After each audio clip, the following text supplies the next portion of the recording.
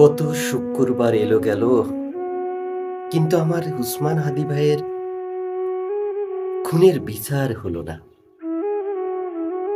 এই জগতে যারা মানুষের কল্যাণের জন্য কথা বলে, রাষ্ট্রের জন্য কথা বলে, এই মানুষগুলোকে জীবন দিতে হয়। শত্রুর হাতে, কাপুরুষদের হাতে খুন হতে হয়। আর রাষ্ট্র তাদের পরিবারকে ডেকে জীবনের মূল্য হিসাব করে ২ কোটি ১ কোটি টাকা দিয়ে সান্ত্বনা দিয়ে দেয়।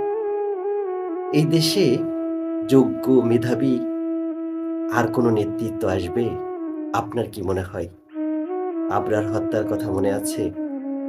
তার পরিবারকে ডেকে নিয়ে কিছু টাকা দিয়ে সেই বিচারকে ধামাচাপা দেয়া হয়েছিল।